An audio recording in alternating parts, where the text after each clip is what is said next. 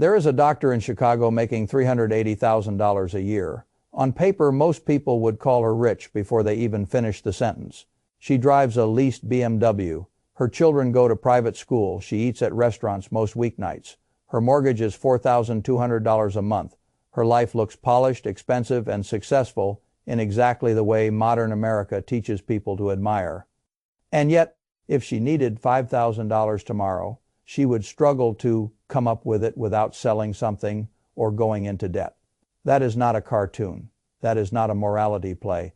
That is a pattern. The source document points to a 2025 Goldman Sachs report saying that 41% of Americans earning between $300,000 and $500,000 live paycheck to paycheck, and that 40% of those earning over $500,000 say the same thing. Read that slowly.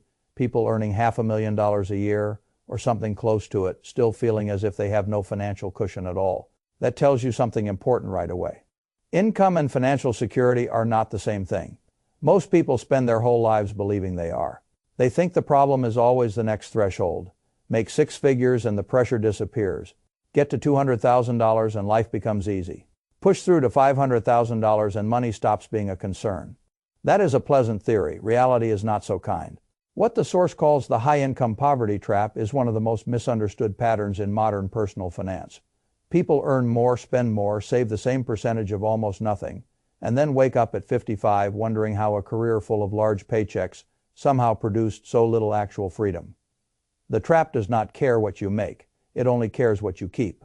I want to be clear about what this is and what it is not. This is not an argument for judging other people's spending. It is not a sermon against enjoying your life.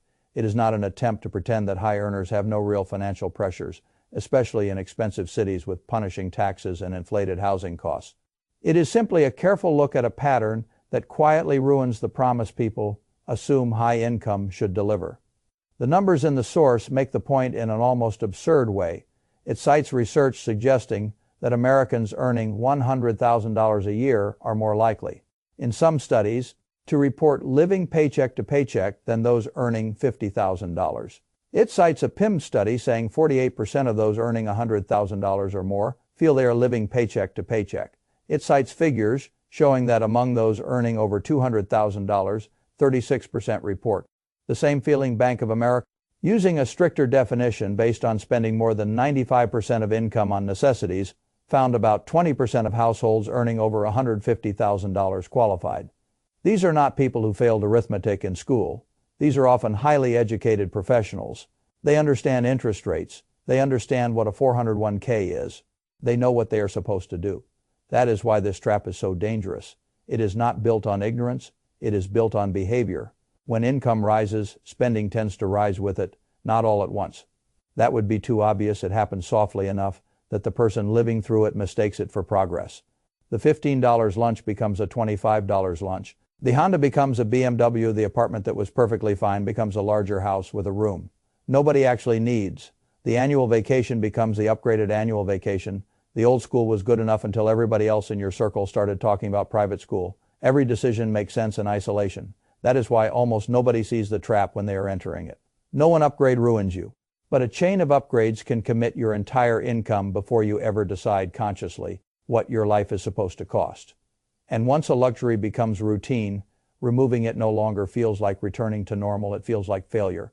That is the psychological hinge the whole trap swings on. People think the problem is not making enough. Often the real problem is that every dollar of increase was assigned a job the moment it arrived. Now compare that with what the source says about actual millionaires. The people who really build wealth, not the people who look rich, tend to behave in ways that would disappoint almost every social media algorithm in the country. The millionaire next door made this point years ago, and the source shows it is still painfully relevant. Real wealth accumulators often live in average neighborhoods. They drive older cars. They do not spend like people trying to audition for a richer life. Research cited in the source says 94% of millionaires still live in middle-class or modest neighborhoods. More than 62% of everyday millionaires still budget, still shop deals, still avoid extravagant lifestyles even after crossing the $1 million threshold. The typical millionaire, according to the source, has rarely spent more than $399 on an article of clothing. About 60% live in homes worth less than $500,000.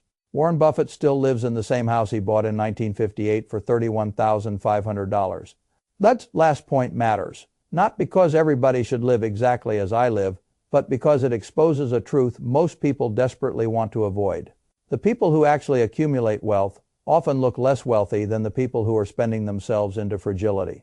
The doctor with the leased BMW looks richer than the plumber with the 10-year-old truck. But if the plumber has $2 million invested and the doctor has almost no liquid cushion, then only one of those people is actually free. The source uses the language from The Millionaire Next Door, and it is useful language. Pause.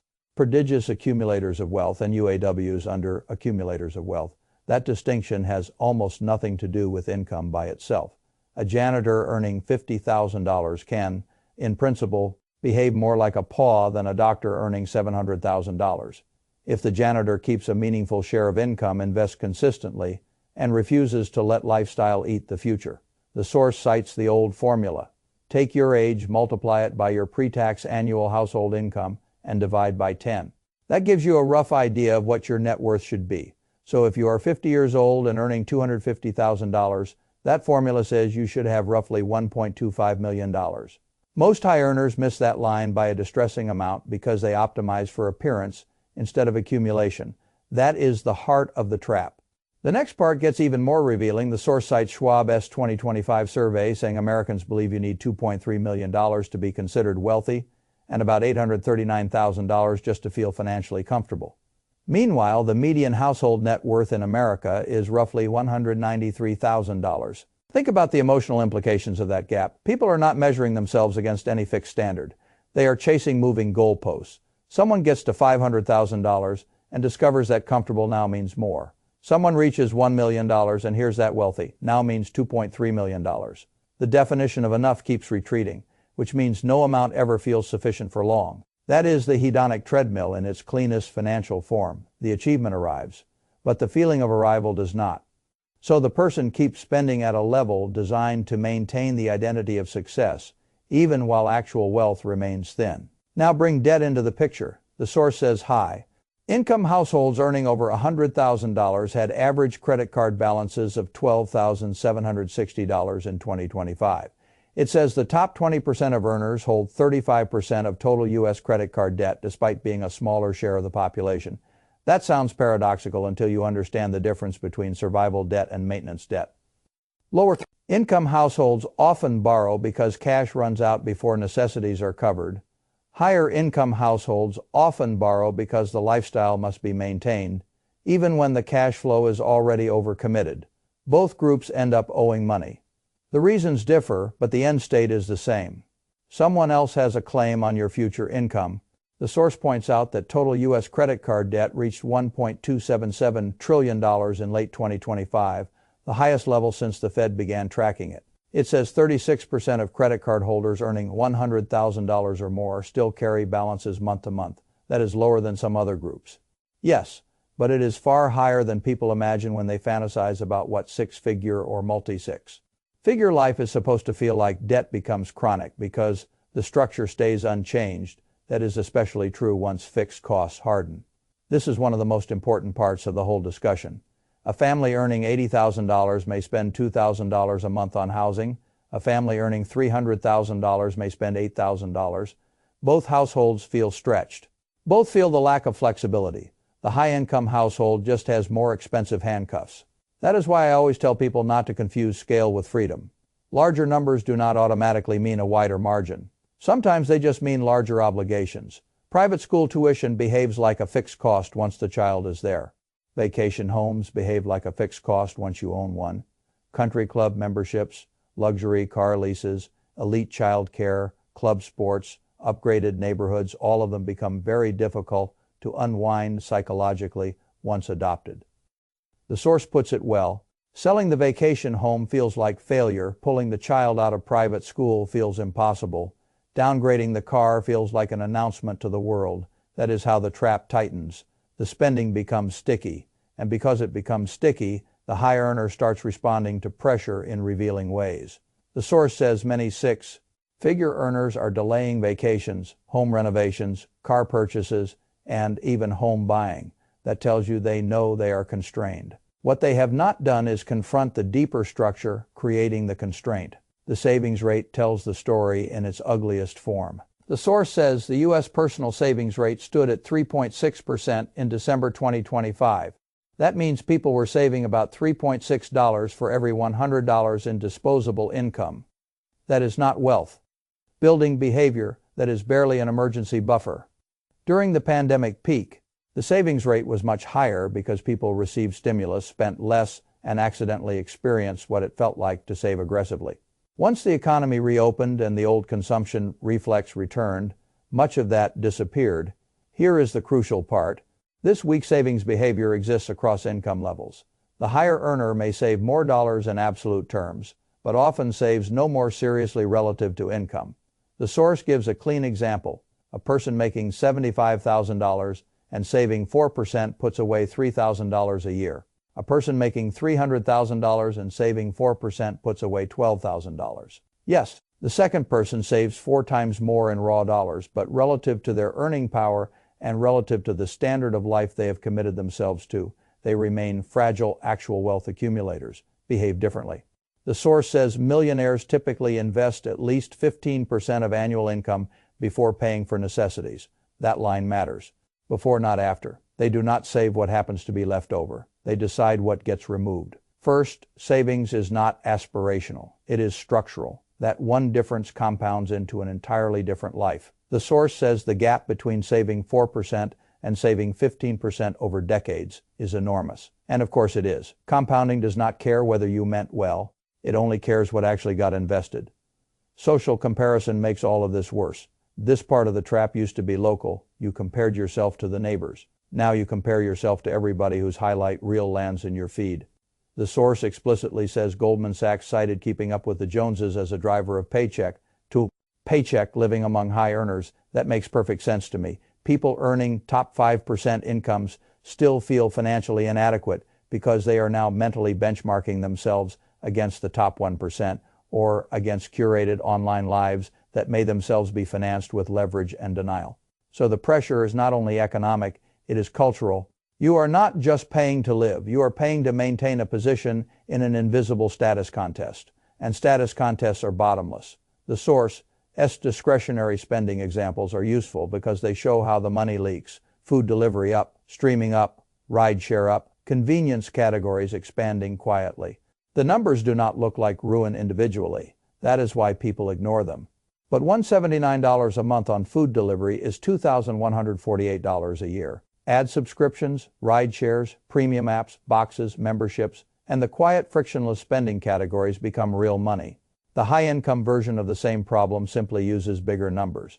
First class instead of economy, restaurants instead of cooking, hotels instead of simpler alternatives, luxury upgrades that feel minor at the moment and substantial in total. And here again, the millionaire behavior diverges from the high earner behavior. The source notes that many millionaires spend more on experiences than luxury goods.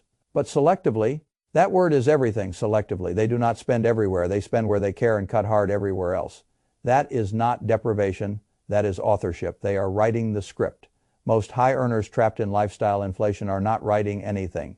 They are improvising based on what seems normal for their peer group. The source adds a regional layer. And that matters too. A high income in Manhattan or San Francisco is not the same thing as the same high income in Kansas City. Housing costs, taxes, social expectations, and baseline consumption all shift, so I do not dismiss the genuine pressure of expensive cities. A $350,000 income in New York can feel far tighter than people in lower cost regions. Imagine. But even then, the principle does not change. If your cost structure expands to absorb everything you earn, you are still trapped. You just have a more prestigious prison. The source points out something most people never want to hear. A great many millionaires were not born rich. Most were self-made. Many did not average $100,000 a year across their careers. A large majority never carried a credit card balance. They built wealth gradually over long periods of time, often not crossing the $1 million mark until around age 49, after 28 years of consistent work, saving, and investing. That timeline is important because it reveals what the high income poverty trap really costs. It does not just cost today. S-margin. It costs compounding time. Someone earning $300,000 and saving almost nothing for 15 years has not merely missed some pleasant opportunities. They have forfeited some of the most valuable investing years they will ever have. Later income can help, yes, but time lost is time lost. Now we come to the way out. The source says the escape route exists, but it requires uncomfortable choices. I agree, you cannot think your way out of this trap while continuing to fund it. At some point, the high earner has to ask the only question that matters. What is all this spending actually for? Not rhetorically, not for social media. Actually, if the doctor earning $380,000 chooses differently, the source argues she could save $100,000 annually. That may sound harsh. It is not harsh. It is arithmetic. The issue is not that she does not earn enough. The issue is that she spends enough to prevent wealth from forming. And this is where people get defensive, because the trade-offs become visible. The BMW could be a Honda, the private school may be necessary or it may not, the restaurant habit may be pleasure, or it may simply be a solution to fatigue sold at a premium. The guest room may be useful twice a year. None of those observations are moral judgments. They are financial clarifications. If someone values private education above almost everything else, then they should spend there consciously. If someone truly values fine dining and can look the opportunity cost in the eye without blinking, fine. But what the trap does is remove consciousness from the process. Expenses accumulate one at a time until the entire income is spoken for. Then the household feels poor while still looking affluent. That is the trap in one sentence. Breaking it means auditing everything recurring and asking a brutal question. Does this still deliver value proportional to its cost? Often the answer is no. The subscription remains because canceling it requires friction. The house remains too large because downsizing feels like surrender. The membership remains because status has become part of identity. The car remains overbought because appearances became part of the compensation package. And while all that happens, wealth formation stays postponed. The source also makes the automation point, and it is one of the few financial principles that works at almost every income level. Saving what is left after spending does not work. Spending what is left after saving works. If someone earning $400,000 automatically pushes $120,000 a year into investments, the rest of the equation changes. They will still live well on the remaining income. They just will not live as extravagantly as they could. And that gap, the difference between what they could spend and what they choose not to, becomes freedom later. The source gives a direct comparison. Earn $300,000 and save 30%. And you invest $90,000 a year at 7% over 20 years, that becomes about $4 million. Earn the same $300,000 and save 5%. And you invest $15,000 a year, same return, same timeline, and you end up around $650,000. The difference is roughly $3.35 million. That is the cost of the trap over 2 decades. And that is why the trap persists. People optimize for lifestyle. They optimize for current consumption. They optimize for appearing successful in the present tense. Wealth builders optimize for options. They accept some current constraint in exchange for future flexibility. Neither life is morally superior in some abstract sense. But only one produces the security most high earners think their income is already supposed to be delivering. That is the final point I want to leave you with. More income was never the answer by itself.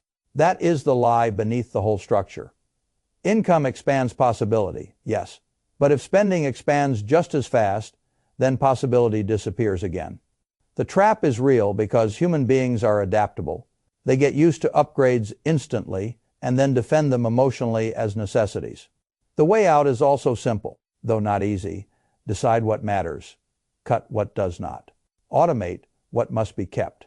Save before life has a chance to spend, and stop confusing a high standard of consumption with a high standard of wealth. One impresses strangers, the other buys freedom. Only one of those is worth very much.